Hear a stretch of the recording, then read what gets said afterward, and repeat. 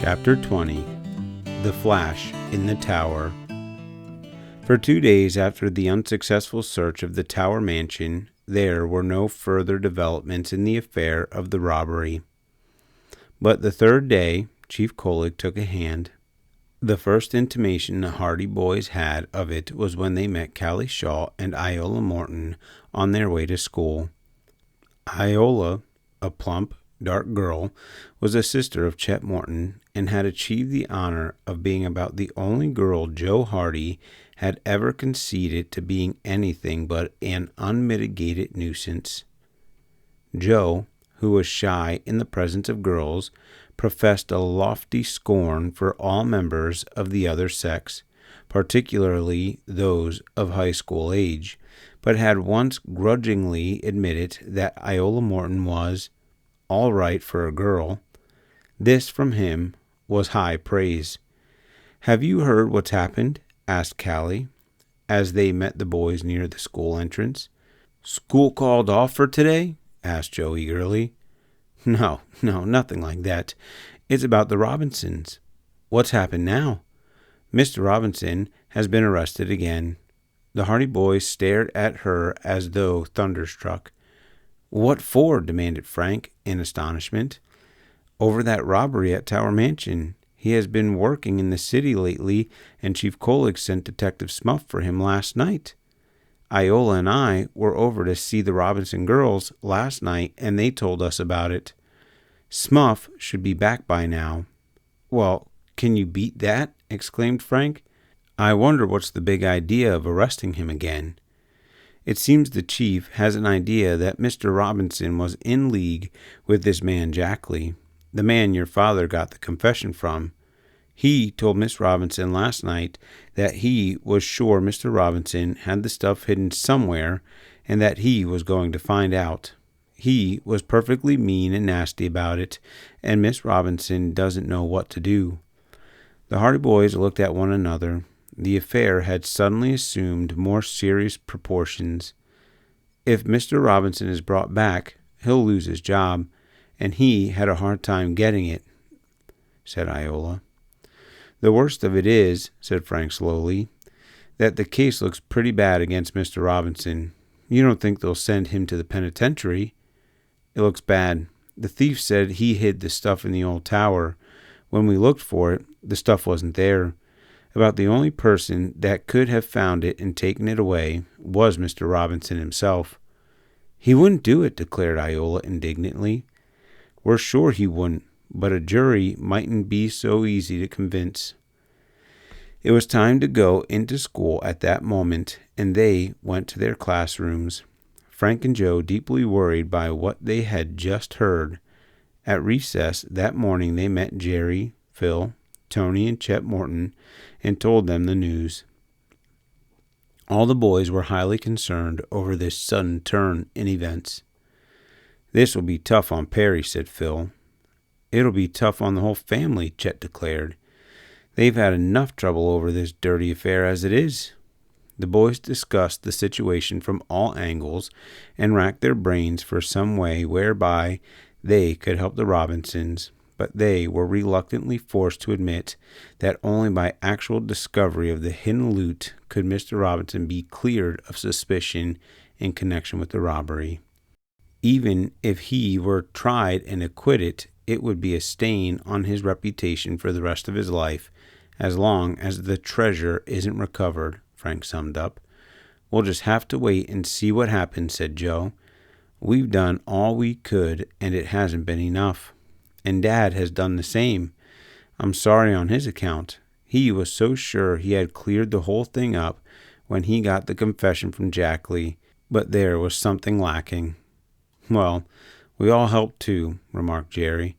"We kept Colig and Smuff from catching that train. Jackley wouldn't have talked at all if they had seen him." So reluctantly enough, the boys were forced to admit that they were facing a stone wall. This also was the conclusion of Fenton Hardy when they talked to him at lunch that day. "There's nothing to be done," said the detective. "Robinson has been arrested, and while he might be cleared by a skillful lawyer, he hasn't any money to spend on his defense. Whether he is cleared or not, his reputation is ruined. Unless the loot is found, put in Joe.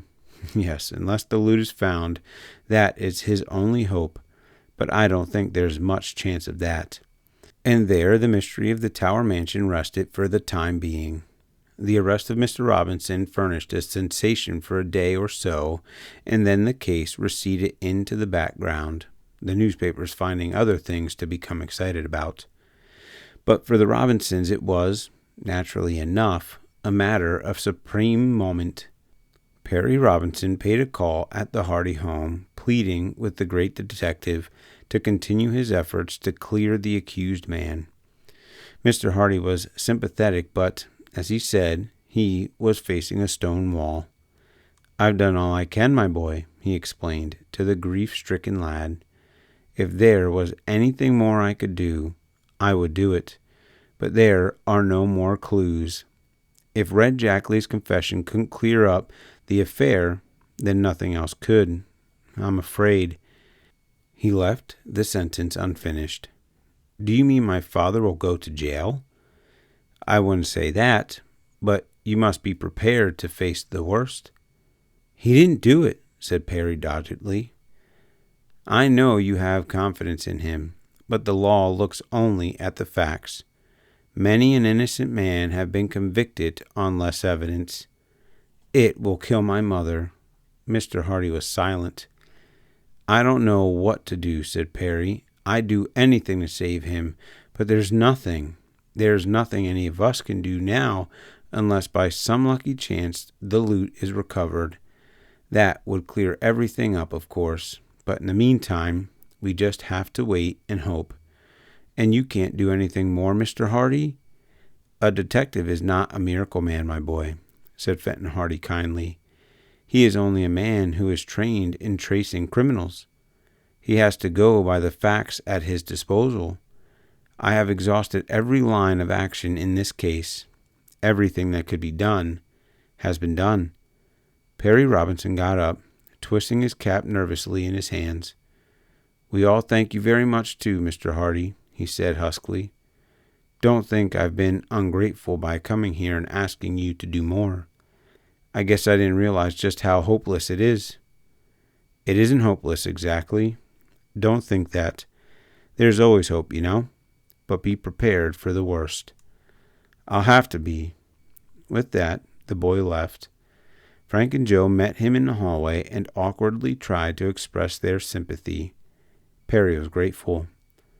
"I know both of you have done a lot for us in this mess," he said. "If it hadn't been for you, we wouldn't have had Jackley's story to go on." "We're only sorry it didn't work out as we hoped, Perry," Frank said. "We thought that would clear the whole thing up. Instead, it seems to have involved your father deeper than ever. It wasn't your fault. Perhaps something will turn up yet. Joe and I aren't going to lie down on the job now. There isn't much we can do, but we'll have our eyes open for more clues, if there are any." Perry Robinson shrugged his shoulders dispiritedly. "I guess there isn't much use now," he said, "but I appreciate it of you." When he went away, the Hardy boys watched him going down the front walk. His carefree stride was gone, and instead he walked mechanically, as though in a daze.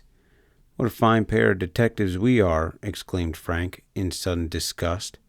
"If we had been any good at all, we could have got those clues soon enough for Dad to have caught Jackley in time." "No use worrying about that now," replied his brother. "It was just the way things happened. Well, there's one thing left. We must find that loot. Haven't we tried?" "Yes, but we can't try some more. We've just got to clear Mr. Robinson, and there's only the one way. We must find the loot." It was a dull, gloomy day, indicative of rain, and this did not add to the boys' spirits. To ease their feelings, the brothers took a walk, and quite unconsciously their steps took them in the vicinity of the Tower Mansion. "Let's have a squint at the old place from the outside," suggested Joe. "Don't let Adelia see you, or she'll come after you with a broomstick," chuckled Frank. "Gee, but she's a tartar." They walked into the grounds. It was growing darker now, and they easily made their way among the trees and bushes to the vicinity of the rambling mansion. They gazed up at the old tower questioningly. "Some puzzle," was Frank's comment.